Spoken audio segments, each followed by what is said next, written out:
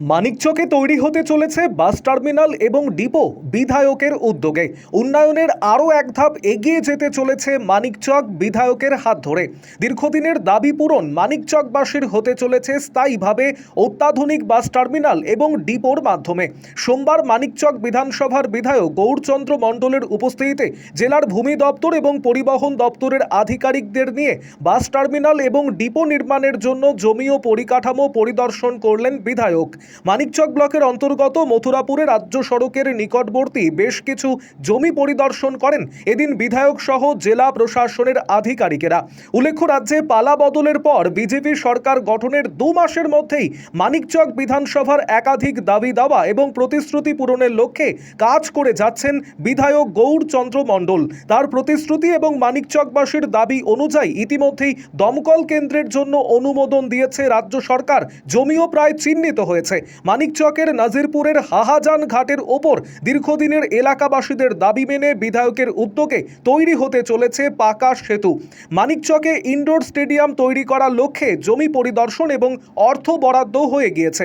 এবার রাজ্য সরকার ও বিধায়কের উদ্যোগে মানিকচকের যানজট সমস্যা মেটাতে এবং যাত্রী পরিষেবা আরও ভালো করতে সরকারি এবং বেসরকারি বাসকে একই ছাতার নিচে এনে তৈরি হতে চলেছে অত্যাধুনিক বাস টার্মিনাল এবং ডিপো। যাত্রী সুবিধার্থে অত্যাধুনিক সমস্ত পরিষেবা এই বাস টার্মিনালে পাওয়া যাবে। যাত্রীদের জন্য যাতায়াতের সুব্যবস্থা, সরকারি এবং বেসরকারি বাসের পরিষেবা, পানীয় জলের ব্যবস্থা, শৌচালয় ও ইলেকট্রিক যুক্ত যানবাহনের জন্য চার্জিং পয়েন্ট সহ বিভিন্ন পরিষেবা থাকবে এই বাস টার্মিনালে। এদিনের পরিদর্শনে বিধায়ক ছাড়া উপস্থিত ছিলেন বিশিষ্ট সমাজসেবী সুভাষ যাদব, বিশ্বজিৎ মণ্ডল, সোমেন মণ্ডল, হরিদাস রায় চৌধুরী সহ অন্যান্যরা। অন্যদিকে ভূমি ও পরিবহন দপ্তরের আধিকারিকদের সাথে নিয়ে পরিদর্শন করে বিধায়ক জানান, ইতিমধ্যেই 2টি জমি চিহ্নিত করা হয়েছে। দ্রুত সরকারি নিয়ম মেনে রিপোর্ট পাঠানো হবে। সবকিছু ঠিকঠাক থাকলে আগামী দুর্গাপুজোর আগেই বাস টার্মিনালের কাজ শুরু হবে। মানিকচকবাসীর যাতায়াতের অনেক সুবিধে হবে এই বাস টার্মিনাল তৈরি হলে। ডাবল ইঞ্জিন সরকার সবসময় সাধারণ মানুষের পাশে রয়েছেন। আরও আপডেট থাকতে আমাদের ভিডিও শেয়ার ও ফেসবুক পেজটিকে লাইক করে ফলো করে দিন। বিধানসভার মানুষ ভরসা আস্থা রেখেছে। ডাবল ইঞ্জিনের সরকার রয়েছে। জনপ্রিয় মুখ্যমন্ত্রী আমাদের শুভেন্দু অধিকারী মহাশয় বলে গেছেন, আমাদের একটা ইস্তার ছিল মানিকচকবাসীর জন্য যে এই কাজগুলো করব। যেন ফায়ার ব্রিগেড হলো, পাওয়ার স্টেশন হলো, মানিকচকে ডিপো সমেত বাস স্ট্যান্ড, অর্থাৎ সেই রকমই জায়গা দেখে মানিকচক বিধানসভা মথুরাপুরে আজকে জায়গা পরিদর্শনে এসছে। আমাদের আরটিও অনুপম বাবু আছে, আমাদের জয়েন্ট বিডিও সাহেব আছে, পুলিশ আধিকারিক আছে। যৌথ উদ্যোগে আমাদের আজকে এই জমি পরিদর্শন হলো।